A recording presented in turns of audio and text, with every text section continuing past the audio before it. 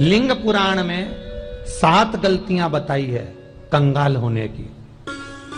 ये गलती अगर आपने भी करी है तो जिंदगी में कितना भी पुण्य करोगे उसका फल नहीं है। आज की कथा को लिखकर रखना, शायद तुम्हारी जिंदगी संवर जाए। लिंग पुराण में 7 गलतियां बताई है व्यक्ति को बर्बाद होने की। पहली गलती है, उसमें से अगर आप स्वीकार कर रहे हैं ये गलती तो समझ लो कि गलती आपने करी है। गंगा जल तो बुलवाया टैंकर भरकर, 21,000 बेलपत्र भी समर्पित कर रहे हो। आप मंदिर के अंदर बैठ गए, दर्शन करने वाला आता रहा, किसी को अंदर प्रवेश नहीं दिया। आप गंगा जल चढ़ाते रहे, आप बेलपत्र चढ़ाते रहे, आप स्वयं पूजन करते रहे, और दूसरा व्यक्ति ना जाने किस भाव से, किस रूप में आकर भगवान की सेवा करना चाहता था। पंडित जी ने आपके चक्कर में उसको जल नहीं चढ़ाने दिया, पंडित जी ने आपके चक्कर में उसको बेलपत्र नहीं चढ़ाने दिया। पहली गलती यह हो गई कि भगवान के भक्त को भगवान से दूर कर दिया गया। अब उठा लो श्रीमद् भागवत कथा। 2 देवताओं ने गलती करी थी। एक ब्रह्मा जी ने गलती करी थी कि गाय बछड़ों का हरण कर लिया था। 1 वर्ष होने में 1 दिन था तब ब्रह्मा जी ने गाय बछड़े वापस दिए थे। दूसरी गलती इंद्र ने करी थी, जल वृष्टि करी तब भगवान कृष्ण को गोवर्धन पर्वत उठाना पड़ा। दोनों देवताओं ने गलती करी पर भगवान कृष्ण ने इंद्र को क्षमा कर दिया पर ब्रह्मा को क्षमा नहीं करा। क्यों नहीं करा? क्योंकि इंद्र को क्षमा इसलिए करा क्योंकि इंद्र ने जब जल वृष्टि करी तो सारे ब्रजवासियों को भगवान के चरणों में लाकर छोड़ दिया। सारे ब्रजवासी गोवर्धन पर्वत के नीचे आकर बैठ गए, भगवान के चरणों में आ गए। और ब्रह्मा ने जो गलती करी वो ऐसी गलती करी कि भगवान से गाय और बछड़ों को दूर कर दिया। जो भगवान से भगत को दूर कर दे उसको शंकर कभी क्षमा नहीं कर सकता। इसलिए बर्बादी का पहला कारण आप भक्त और भगवान में दूरी बना दी। दूसरा कारण, भगवान की जब पूजन कर रहे हो, 21,000 बेलपत्र चढ़ा रहे हो, गंगा का जल चढ़ा रहे हो, चंदन चढ़ा रहे हो, अबीर चढ़ा रहे हो, गुलाल चढ़ा रहे हो, तो तुम्हारे भीतर ये अहंकार, जब तुम पूजन करके उठो तो उठते समय तुम्हारे भीतर अभिमान नहीं होना चाहिए कि मैंने जो अनुष्ठान करा उसके बराबर कोई नहीं कर सकता। तीसरा कारण कहा कि भगवान की सेवा तो आप कर रहे हो, भगवान की चाकरी में तो आप लगे हो, भगवान की आराधना भी कर रहे हो, दिया भी लगा रहे हो, धूप बत्ती भी लगा रहे हो, स्नान भी करा रहे हो, पंचामृत स्नान भी करा रहे हो, सारी पूजन अर्चना सब तुम कर रहे हो।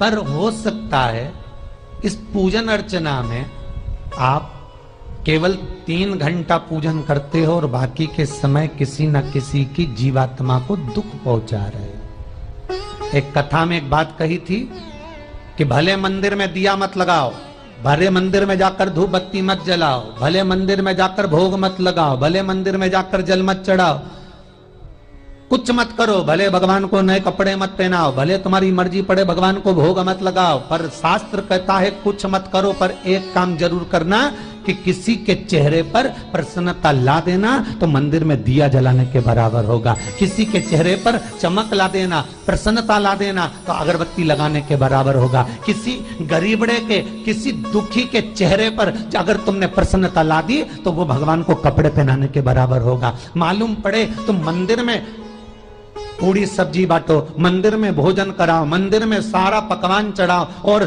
कोई तुम्हारे कारण अगर दुखी है तो तुम्हें वो सुख का भान नहीं हो सकता। तीसरा कारण है हमारा, वो सुख नहीं मिल सकता।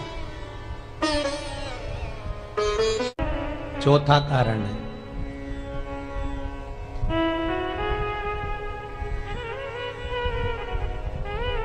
महाराज, जिस मंत्र को पढ़ा जा रहा है, जिस मंत्र का स्मरण किया जा रहा है,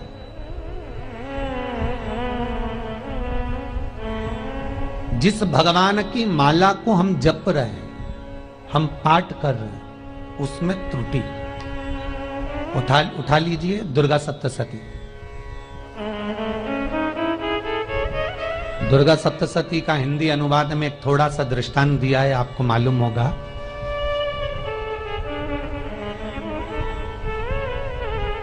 एक जजमान सप्तशती का पाठ कराते थे नवरात्रे में। नवरात्रे पूरे होते थे और उनकी पत्नी मर जाती थी। सप्तशती के अंदर लिखा है, बहुत ध्यान से सुनिएगा। दुर्गा सप्तशती का पाठ कराते थे और पत्नी नवरात्रे के बाद 4 महीना 3 महीने के बाद मर जाती थी। बहुत दुखी था सेठ। एक शादी करी, दूसरी करी, तीसरी करी, चौथी करी, चौथी पत्नी भी मर गई। बहुत दुख हुआ। आज वो गुरुजी के पास चले गया, गुरुदेव, गुरुजी, गुरुदेव, गुरुदेव। गुरुजी बोले क्या हो गया? सेठ जी बहुत दिनों के बाद आ रहे हो, क्या बात है गुरुदेव?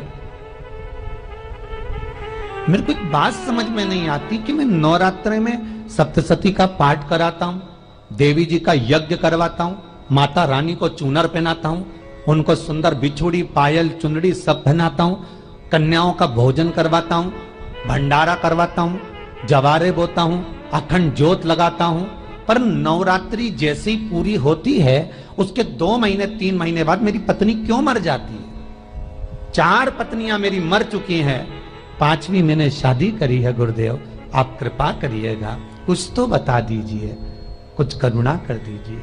गुरुजी बोले जब तू सब कुछ अच्छा कर रहा है, ज्योत भी जला रहा है, कन्या भोज भी करा रहा है, चुनरी भी चढ़ा रहा है, भंडारा भी कर रहा है, ज्योत भी लगा रहा है, जवारे भी बो रहा है, माता रानी की सेवा भी कर रहा है, अखंड रात्रि व्रत कर रहा है, सब कुछ तूने करा, यज्ञ भी करा, फिर तेरी पत्नी क्यों मर सकती है? ऐसा हो ही नहीं सकता। नहीं गुरुदेव मेरी 5वीं शादी है गुरुदेव, अब की बार आप कृपा करिए। गुरुजी ने कहा तेरे पंडित जी को अनुष्ठान पर बुला, मैं कमरे में बैठकर सुनूंगा सप्तशती का पाठ, तब मैं ध्यान करूंगा। गुरुजी अंदर के कमरे में जाकर बैठ गए, ब्राह्मण पाठ करना प्रारंभ करा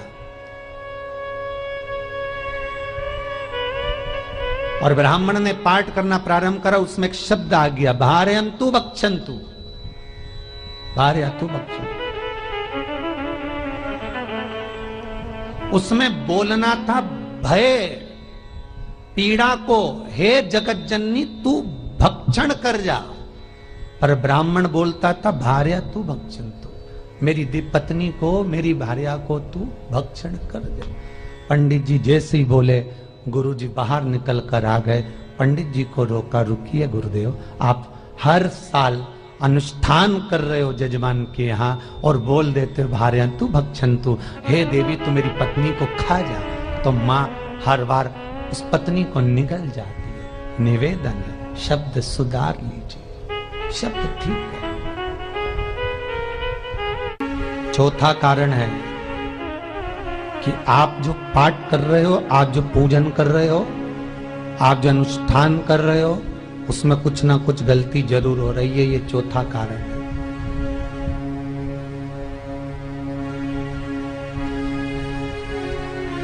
एक बार पूरे घर के लोगों को बिठाओ, अपने घर के लोगों को, मम्मी से पूछना, मम्मी तुम कौन कौन सा पाठ करती हो? एक बार मम्मी से पूछना। फिर एक बार पापा से पूछना, पापा आप कौन कौन सा पाठ करते हैं सुबह? फिर बहू से पूछना, भाभी आप कौन कौन सा पाठ करती हो? फिर छोटी दुल्हन से पूछना, छोटी दुल्हन तुम कौन कौन सा पाठ करती हो? भैया आप कौन कौन सा पाठ करते हो? आप कौन कौन सा पाठ करते हो?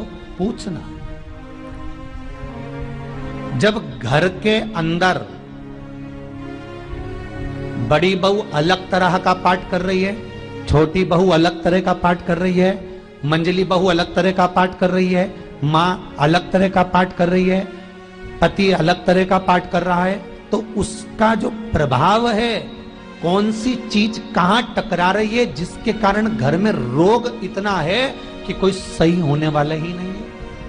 अब तुम कहो कि सीवर वाले गुरुजी ने उपाय बताया, हमने बहुत करा, पर सही क्यों? तो सही क्यों नहीं हो रहा है? उसका कारण है या तो बड़ी बहू जो पाठ कर रही, या सास जो पाठ कर रही, जो पति जो पाठ कर रहा है, नाते जो भी उस घर के अंदर रहकर जो पाठ अर्चना कर रहा है, उसमें जरूर कुछ ना कुछ ऐसा हो रहा है जिसके कारण वो काम नहीं कर पा रहे। उसमें कुछ ना कुछ गलती हो रही है जिसको तुम समझ नहीं पा रहे, जिसको तुम अपने आप को बहुत विचार करते हो कि मेरे बराबर कोई नहीं कर सकता, मैं शंकर की भगत, मैं राम की भगत, मैं कृष्ण की भगत, मैं जो करती हूँ बहुत अच्छा करती हूँ, मैंने जो किया बहुत अच्छा करा, पर हो सकता है उसी कारण आपको दुख झेलना पड़ रहा।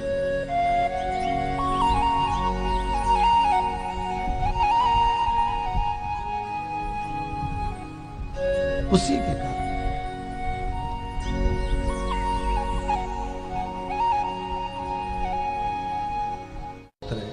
महाराज, हमने जो दान किया, हमने जो पुण्य किया, हमने जो सत्कर्म किया, वो किस जगह पर लगा? पांचवा सूत्र,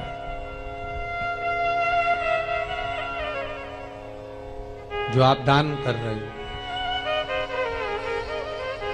जो आप पुण्य कर रहे हो, सत्कर्म कर रहे हो, वो किस जगह पर लगा? ये पांचवा सूत्र। फिर निवेदन करेंगे, गाय, बेटी और लक्ष्मी 50 बार विचार करना, तब किसी को देना। बेटी किसी ऐसे को मत ब्याह देना जो जुआ खेलता हो, मदिरापान करता हो, मांसाहार करता हो, वेश्यावृत्ति करता हो। वो बेटी का सम्मान नहीं करेगा, बेटी रोएगी तो कन्यादान करने वाले को रोना पड़ेगा। दूसरे नंबर पर गौ माता, गाय ऐसे ब्राह्मण को दान मत देना कि ब्राह्मण के घर में खुद रहने की जगह नहीं और गाय को ले जाकर तुमने दे दिया और उस ब्राह्मण ने जब तक दूध दिया बांध कर रखा, एक तगाड़ी बाल्टी साड़ी के चक्कर में ले लिया, सोने के सींग के चक्कर में ले लिया और बाद में वही गाय कसाई के हाथ में बिक गई और कसाई ने काटा तो बद्दुआ तुमको लगी। बेटी, गाय और लक्ष्मी, पैसा भी किसी ऐसे भिखारी के कटोरे में मत दान देना कि जिसने ले जाकर मदिरा पान में लगा दिया, जुए में लगा दिया, वैश्यावृत्ति में लगा दिया। अगर जिस भिखारी के कटोरे में पैसा दिया उसने शाम को ले जाकर मदिरा पान में, जुए में लगा दिया, तो लक्ष्मी रोती है कि तूने मुझे गलत जगह पर दिया है, इसलिए अब तुझे रोना पड़ेगा। तब व्यक्ति को रोना पड़ता है, फिर व्यक्ति रोता है। गाय, बेटी और लक्ष्मी 50 बार विचार करो, क्या सही जगह पर दे रहे हो? और अच्छी जगह पर दोगे तो संपदा भी बढ़ती है, सुख आता है। अगर बेटी सुखी रहेगी तो मायके के लोग सुखी रहेंगे, गौ माता सुखी रहेगी तो संसार सुखी रहेगा। और आपने जो धन दिया, आपने जो पैसा दिया किसी भिखारी के कटोरे में, अगर उसने गलत जगह पर लगाया तो रोना तुमको पड़ेगा। किसी आजकल के भिक्षुकों को अगर रोटी दे दो तो लेते ही नहीं, आटा दो तो नहीं लेते।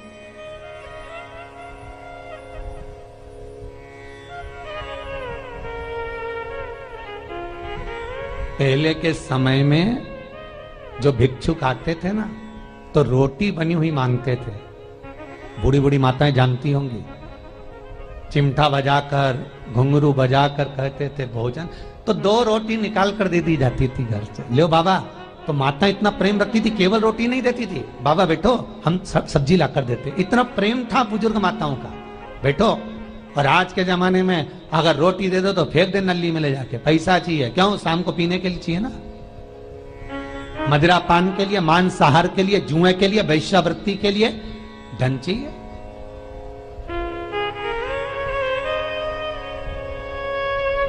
भोपाल के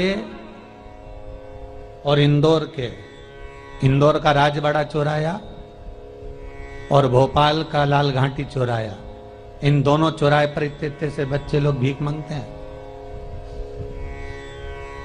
और उनकी माताएं और उनके पिता रोड के किनारे पर चिलम लगाते बैठे रहते हैं, पांव लंबे करके पड़े हैं और ये कमा कमा के उनको दे रहे हैं। और धन्य हैं ऐसे लोग जो उनको दान भी दे देते हैं। जिसको जरूरत है उस तक कुछ नहीं पहुंचता। अभी भी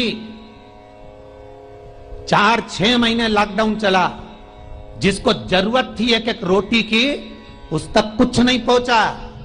और जिसके पास में पहले से भरा हुआ था, उसने और ले जाके भर लिया। जिसको जरूरत थी उस तक नहीं पहुंचा। अभी ठंड आ रही है, बहुत सारी संस्थाएं कंबल बांटेगी। रेलवे स्टेशन पे लोगों को कम्बल उड़ा रहे हैं, कोई सो रहा है जमीन पर उसको कम्बल उड़ा रहा है, बस स्टैंड पे चले गए कोई रोड पे सो रहा है कम्बल उड़ा रहा है, तो इतना बड़ा नाम चलेगा कि उन्हें कम्बल उड़ाए, कम्बल उड़ाए, कम्बल उड़ाए। और वो कम्बल जिसको उड़ाया वो दूसरे दिन जाकर कपड़े की दुकान पर बेच के आ गया, 200 रुपए लिया, रात को पीकर फिर सो गया, क्योंकि फिर कहीं कहाँ आएगा, फिर उड़ा के चले जाएगा, क्योंकि इन्होंने तो ये करके रखा है कि नाम कमाना है तो कम्बल उड़ाए जाओ। जिसको जरूरत है वहां तक सामान नहीं पहुंचता भाई, जिसको जरूरत है वहां तक सामग्री नहीं पहुंचती भाई। आपने दिया और उन्होंने ले जाकर बेच दिया, और फिर सोचते हो कि मैंने तो पुण्य करा है। कई लोग कहते हैं मैंने दान करा, मेरे को इतना फल मिलेगा। काहे का दान करा? ऊपर तो जा, यमराज के डंडे पड़ेंगे।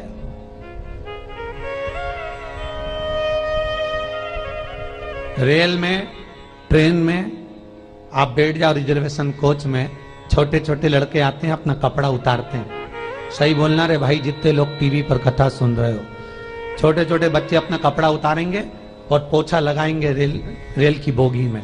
जब गवर्नमेंट ने स्वीपर रख रखे हैं तो तुम्हें अंदर आने का किसने कहा? कौन ने कहा कि तुम अपना कपड़ा उतार के पोछा लगाओ? और वो अपने शरीर का कपड़ा उतार कर पोछा लगाता है, आपके आगे हाथ फैलाता है, आप 1-1, 2-2 रुपए दे देते हो। वो अगले स्टेशन पर उतरता है, कोई सूंघने की सामग्री लेता है, सूंघ के वो बर्बाद हो जाता है और कहीं कूद कर मर जाता है। उसके मरने में 1 रुपया तुम्हारा भी लगा है, इसलिए नरक तुमको भी भोगना पड़ेगा, क्योंकि उसके मरने में तुमने हेल्प करी है।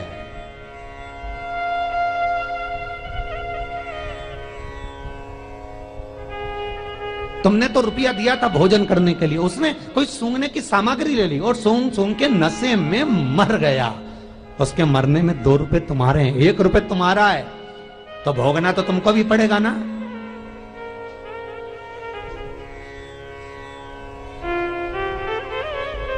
कहीं अच्छी जगह लगाओ, सत्कर्म की ओर लगाओ, तो सुख का आनंद कुछ और ही होगा, सुख का आनंद कुछ और ही प्राप्त होगा। हमारा धर्म, हमारा पुण्य, हमारा सत्कर्म। 5वां कारण अपनी पुस्तिका में लिख कर रखना, तुम्हारे दुख का 5वां कारण क्या है? क्यों तुम करोड़पति से रोड़पति बन गए? तुम्हारे यहां पर 4-4, 5-5 गाड़ी थी, खूब वैभव था, खूब धन था, फैक्ट्रियां चल रही थी, सत्ताएं चल रही थी, खूब सत्ताएं थी, खूब वैभव था, खूब धन था, पर कुछ भी नहीं, सब धरा की धरा रह गए। सारा कोई वैभव बचा ही नहीं। बड़े भावपूर्ण भगत वो कहे, गुरुजी हम बड़े दुखी हैं, बड़े कष्ट में। हमने कहा कष्ट का कारण कुछ ना कुछ जरूर होगा, दुख का कारण जरूर कुछ ना कुछ होता है। कहने लगे गुरुजी हमारी तो जीनिंग चलती थी, खूब फैक्ट्रियां चलती थी, इतना जीनिंग फैक्ट्रियां थी, इतना चलता था।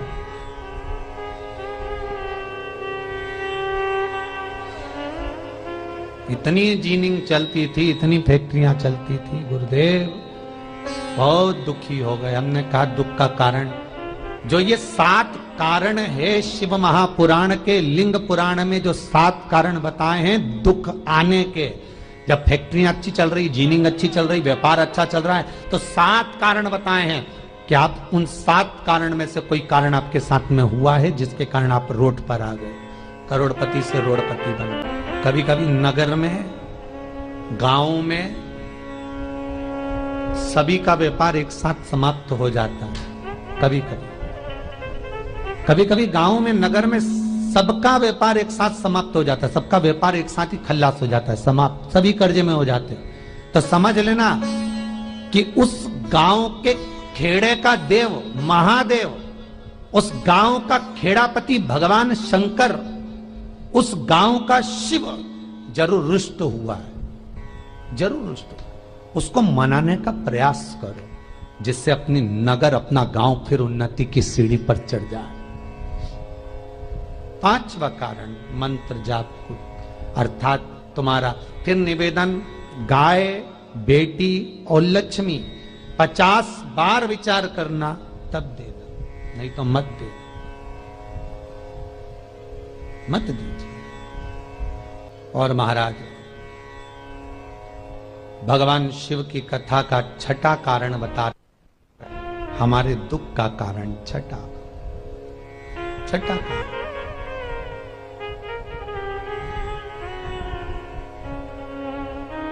आदर सम्मान में कमी। घर के जो बड़े हैं, घर के जो बुजुर्ग हैं, घर के जो आदरणीय हैं, उनका सम्मान नहीं कर पाए। सुंदर कहा, जिस घर में माँ बाप की इज्जत नहीं होती, उस घर में देखना कभी बरकत नहीं होती। छठा कारण है सम्मान, सत्कार, आदर ना होना। जब धन। सातवां कारण,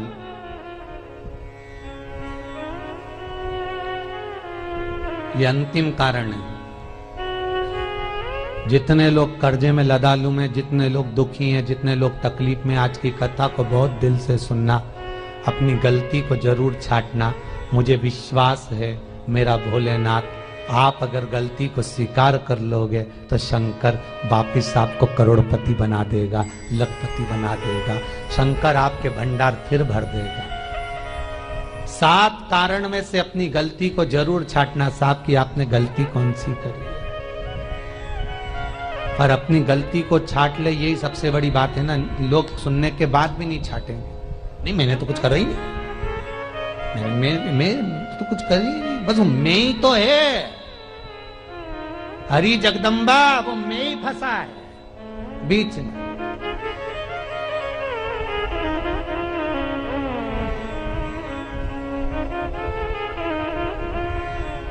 सातवां कारण,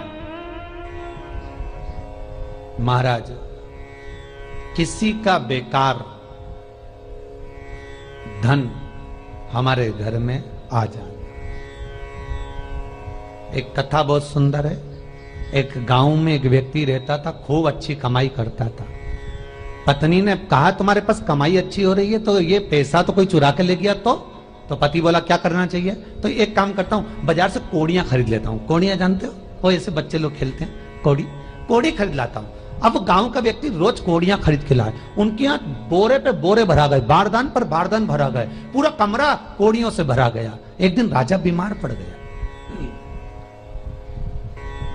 राजा बीमार पड़ा तो राजा को वेदों ने, डॉक्टरों ने कह दिया इसका एक ही इलाज है, कोड़ियां लाई जाए, कोड़ियों को जलाकर राख बनाई जाए, वो राख राजा के शरीर पर मली जाए। राजा के शरीर पर जब राख को मलेंगे तो राजा ठीक हो जाएगा। राजा ने अपने दूतों से कहा जाओ नगर में कोड़ियां देखो। राजभवन में देखा तो कोड़ी नहीं थी, बाजार में देखा तो कोड़ी नहीं थी, सारा मार्केट घूम लिया, चारों तरफ के राज्य देख लिया, कोड़ी नहीं मिली। राजा ने दूतों से पूछा बात क्या है? दूतों ने बाजार वालों से पूछा भैया कोड़ियां क्यों नहीं है? तो बाजार के व्यापारी बोले महाराज सुबेरे सुबेरे एक गांव का व्यक्ति आता है, सारी कोड़ियां खरीद कर ले जाता। सारी कोड़ियां? हाँ। उसका पता दो। दुकान वालों ने पता दिया, वो वहां पहुंच गया, उसको डराया। राजा के दूतों ने, तेरे पास कोड़ियां हैं? हाँ, पर मैंने अपने पैसे से खरीदी है, फ्री की नहीं है, खूब खर्चा कर कर मैंने कोड़ियां जोड़ी हैं। राजा बीमार पड़ा है, कोड़ियां ला के दे। उसने मना करा, दूतों ने डराया, ठीक है लो। उन्होंने बारदान खोल लिया, झोला खोल लिया, बैग खोल लिया। राजा के दूतों ने बैग खोला। वो गांव का व्यक्ति एक थाली में कोड़ियां लाता, उस पर हाथ फेरता और झोले में डालता जाता, फिर भर कर लाता, फिर हाथ फेरता, फिर झोले में डालता। राजा के दूतों ने कहा एक बार में पूरा बारदान उठाकर क्यों नहीं दे देता? ये बार बार हाथ क्यों फेर रहा है? वो गांव का व्यक्ति बोला महाराज मैं कोड़ियों को थाली में भरकर हाथ इसलिए फेर रहा हूं, इन कोड़ियों में से मैं वो एक कोड़ी ढूंढ रहा हूं कि ऐसी कौन सी कोड़ी मेरी इन कोड़ियों में आकर मिल गई जो मेरी इतनी सारी कोड़ियों को लेकर जा रही है। बस वो चरित्र याद करना कि एक कोड़ी हमारे घर में कोई ऐसी आ जाती है जो सारी रखी हुई कोड़ी को लेकर चली जाती है। और जिंदगी में घर में धर्म की, पुण्य की, सत्कर्म की एक कोड़ी ऐसी आ जाती है जो शिव महापुराण की कथा करवा देती है। वो कोड़ी को ढूंढना कि वो कोड़ी कौन सी है।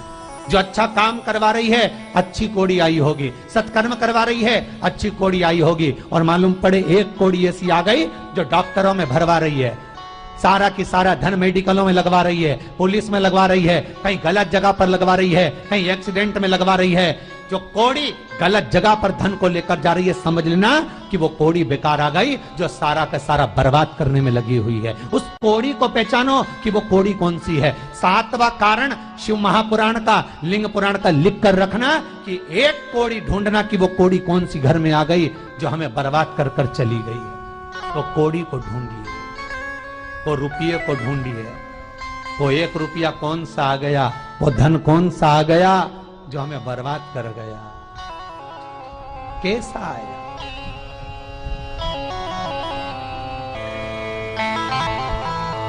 धन कौन सा आ गया ऐसा जो हमें बर्बाद कर दे।